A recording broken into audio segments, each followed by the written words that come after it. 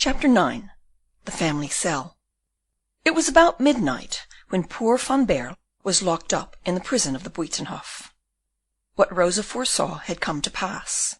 On finding the cell of Cornelius de Witt empty, the wrath of the people ran very high, and had Gryphus fallen into the hands of those madmen, he would certainly have had to pay with his life for the prisoner. But this fury had vented itself most fully on the two brothers when they were overtaken by the murderers, thanks to the precaution which William, the man of precautions, had taken in having the gates of the city closed.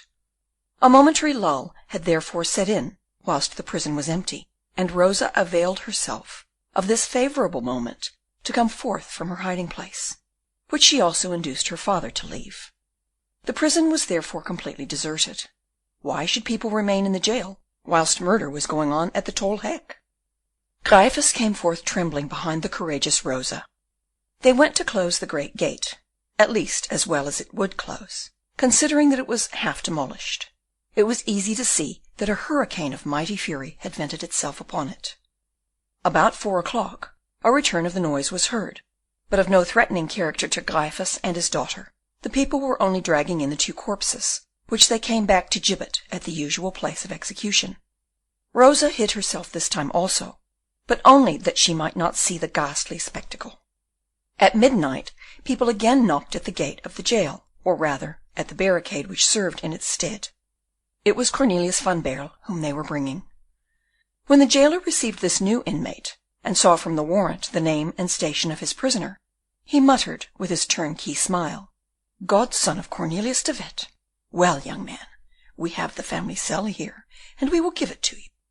And quite enchanted with his joke, the ferocious Orangeman took his cresset and his keys to conduct Cornelius to the cell, which on that very morning Cornelius de Witt had left to go into exile, or what in revolutionary times is meant instead by those sublime philosophers who lay it down as an axiom of high policy, it is the dead only who do not return. On the way which the despairing florist had to traverse to reach that cell, he heard nothing but the barking of a dog, and saw nothing but the face of a young girl.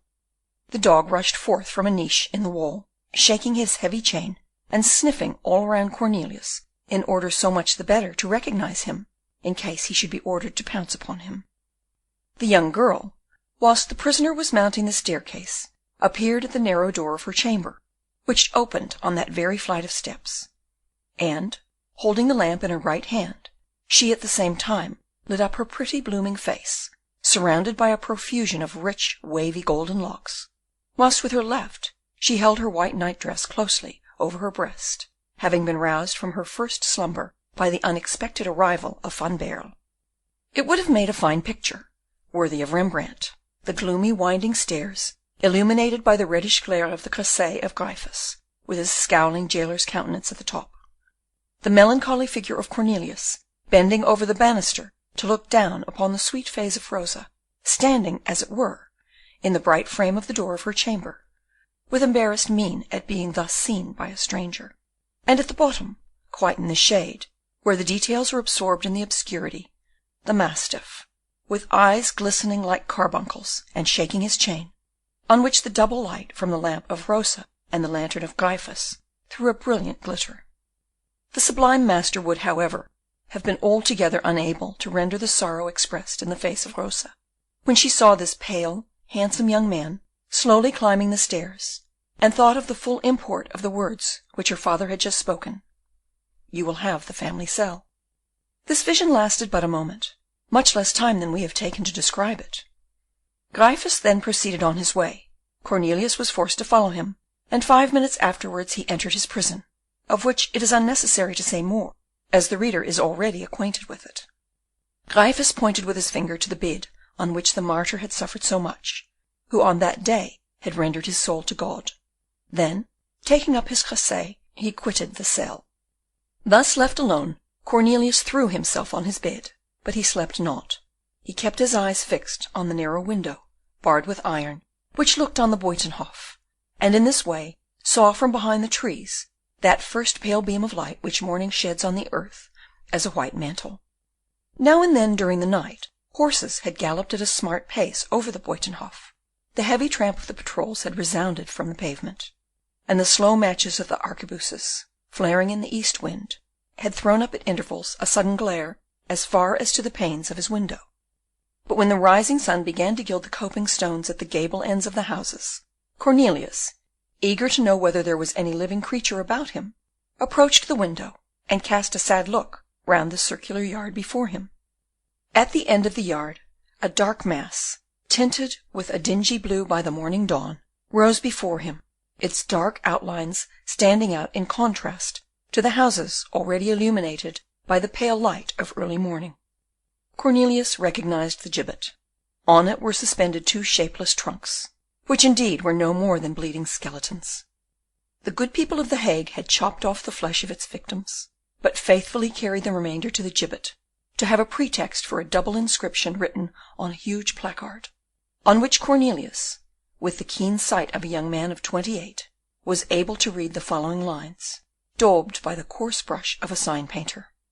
Here are hanging the great rogue of the name of John de Witt, and the little rogue Cornelius de Witt, his brother, 2 enemies of the people, but great friends of the King of France. Cornelius uttered a cry of horror, and in the agony of his frantic terror, knocked with his hands and feet at the door so violently and continuously that Gryphus, with his huge bunch of keys in his hand, ran furiously up. The jailer opened the door, with terrible imprecations against the prisoner, who disturbed him at an hour which Master Gryphus was not accustomed to being aroused.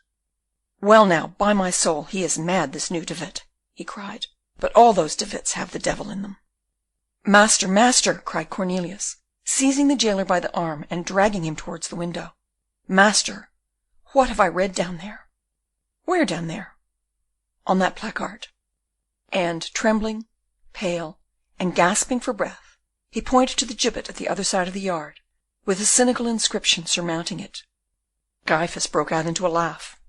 "Eh, eh," he answered, "so you have read it. Well, my good sir, that's what people will get for corresponding with the enemies of his Highness, the Prince of Orange."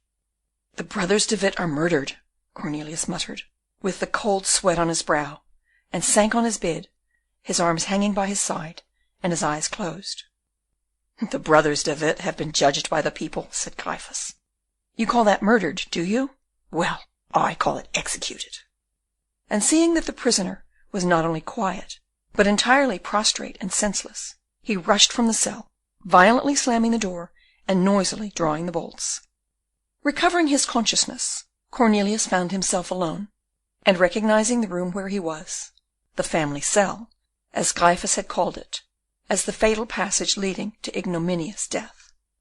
And as he was a philosopher, and more than that, as he was a Christian, he began to pray for the soul of his godfather, then for that of the Grand Pensionary, and at last submitted with resignation to all the sufferings which God might ordain for him.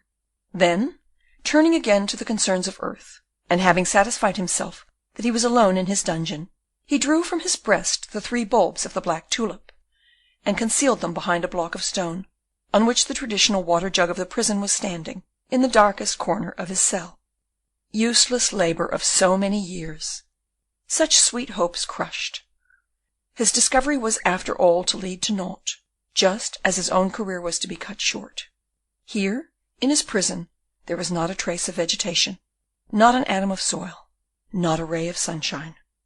At this thought Cornelius fell into a gloomy despair, from which he was only aroused by an extraordinary circumstance. What was this circumstance? We shall inform the reader in our next chapter. End of chapter 9.